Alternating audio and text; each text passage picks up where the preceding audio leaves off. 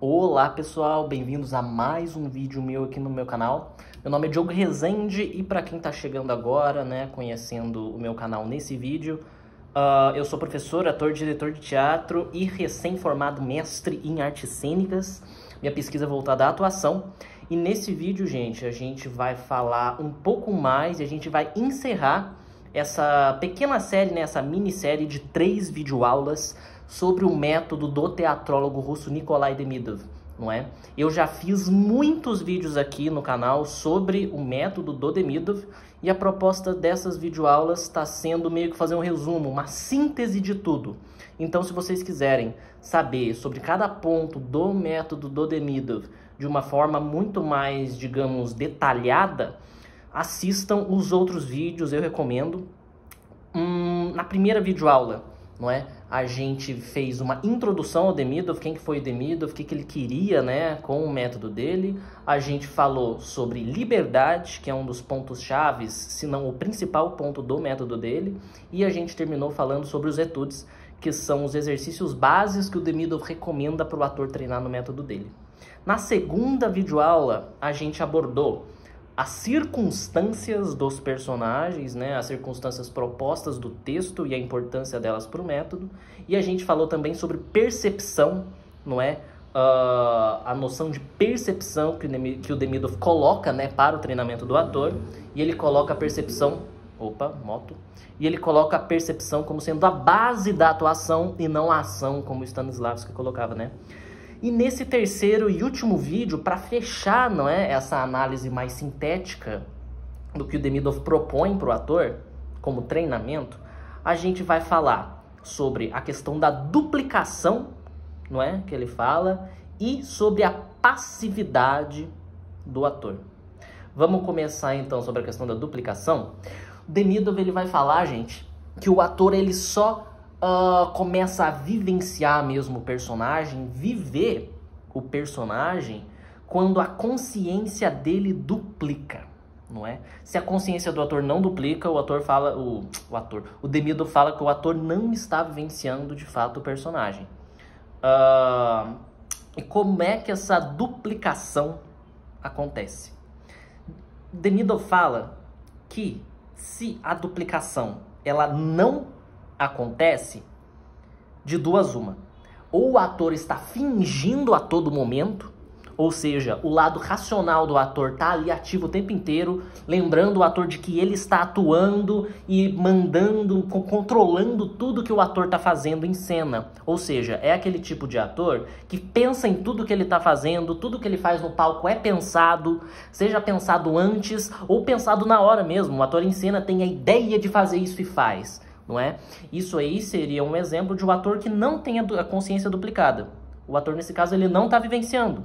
Ele está o tempo inteiro fingindo que está sendo o personagem e não vivendo o personagem de fato. Uma outra situação em que o ator não vivenciaria, que essa duplicação não aconteceria, seria se o ator simplesmente esquecesse completamente de que ele está atuando e passasse a acreditar fielmente que ele é realmente o personagem.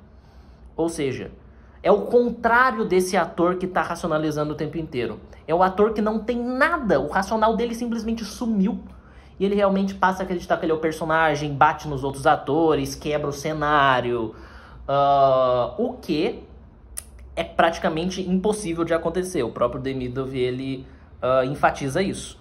Mas é um exemplo de um ator que não tem a consciência duplicada, não é? O primeiro exemplo é um ator que a consciência dele tá só racional, e o outro exemplo é o ator que a consciência dele tá completamente irracional, não é? Ou seja, um tipo só de consciência nos dois, a consciência não tá duplicada.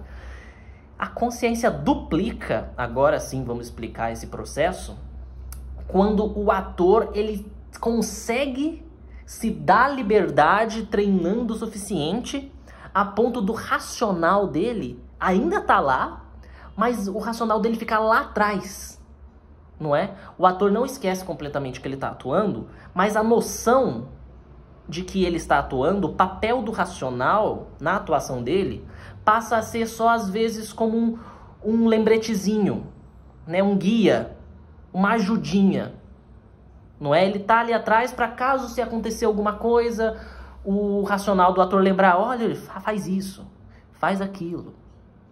Mas a liberdade que o ator está se dando, ele está dando tanta liberdade para os movimentos dele acontecerem, para os sentimentos dele fluírem do jeito que os sentimentos quiserem, sem tentar controlar nada, que ele se coloca na situação do personagem e simplesmente deixa o corpo dele reagir a isso. Ou seja, ele dá liberdade para a criatividade dele, que está lá no inconsciente, se manifestar. Porque o Demidov fala, né, que quando a gente se dá essa liberdade, a gente deixa o nosso corpo agir como ele quiser, a gente está dando liberdade para o nosso inconsciente também agir como ele quiser, não é? E o papel do consciente, né, no caso do racional, fica só como um guarda, quase como um guarda-costas que está ali atrás, caso precise de alguma coisa, ele interferir, não é mesmo? E essa é a duplicação de consciência do Demidov.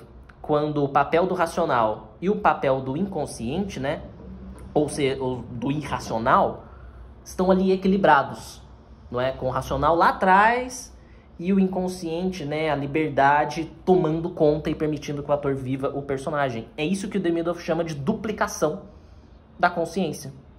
E é por isso que, para o Demidov, o ator só vivencia se essa duplicação acontece. Lembrando, gente, que desde a videoaula 2, né, quando a gente começou a falar especificamente da percepção até, esses pontos, eles existem, e a gente está falando deles aqui, mas para explicar como é que o método do Demidov funciona na prática, do que esses pontos serem essenciais para que o ator consiga praticar o método do Demidov, não é? Na prática, o método dele é muito simples, eu acho que já deu para perceber aqui. É basicamente o ator da liberdade. Praticamente isso. Se você vê a primeira videoaula, você já consegue meio que praticar um método do Demidov, não é? O ponto relacionado às circunstâncias que a gente viu na videoaula 2 também pode entrar um pouco na prática, né? Porque o ator vai se colocar sobre as circunstâncias, mas principalmente a partir do que a gente falou da percepção, esses pontos a gente está falando deles do modo que o Demidov explica eles no como o método dele funciona. Não é? O que está por trás do como o método dele funciona, não é? E para a gente agora dar uma fechada nisso tudo que a gente está discutindo, a questão da passividade, não é? E o que seria a passividade? Seria justamente o contrário dessa noção que às vezes a gente costuma ter na maior parte dos casos, de que o ator precisa ser ativo em cena. E, de novo, o Demidov faz um contraponto bem grande com o Stanislavski nesse sentido. Porque o Stanislavski falava que o ator tinha que estar fazendo uma coisa o tempo inteiro em cena. Ele tinha que ter uma tarefa, ele tinha que estar concentrado no círculo de atenção, ele tinha que isso, tinha que aquilo e tinha que aquilo. Não é? Não é à toa que o Stanislavski coloca a ação como base da atuação. Não é? Ou seja, o ator tinha que estar ativo, ele tinha que estar agindo o tempo inteiro. Não é? E Demidov, ele já vai falar o contrário. Ele vai falar que o ator não tem que nada. Não tem que ativamente nada. A única coisa que o ator tem que fazer é deixar que as coisas aconteçam. Deixar que o corpo dele se manifeste do jeito que o corpo quiser se manifestar. E é por isso que o Demidov vai falar que o ator não tem que ser ativo, ele tem que ser passivo nesse sentido. Ele tem que deixar as coisas acontecerem e não ficar tentando fazer as coisas acontecerem. Não é? Não é para o ator ficar se pressionando, eu preciso fazer isso, eu preciso daquilo. Muito pelo contrário. O ator, segundo Demidov, deveria deixar que as coisas acontecessem. Deixar os movimentos livres, deixar os sentimentos livres, deixar os pensamentos livres, deixar o texto sair como ele quiser, e a partir dessa passividade que as coisas aconteceriam. Então, a noção de passividade, ela também é um dos pontos-chave do método do Demidov, porque ela é o contrário da noção que a gente costuma ter de atividade, né? Que o ator precisa fazer alguma coisa, precisa. Gente, é isso. Fechamos aqui essa minissérie de videoaulas. Repito, se vocês quiserem ver uma explicação muito mais detalhada de cada um desses pontos que eu citei aqui, e também de mais pontos que o Demidov apresenta no método dele, como, por exemplo, a noção de embrião, que a gente não discutiu aqui, mas que também é interessante, ajuda a explicar bastante coisa. recomendo que vocês vejam os outros vídeos numerados que eu tenho aqui no meu canal do Demidov, não é? Gente, então é isso.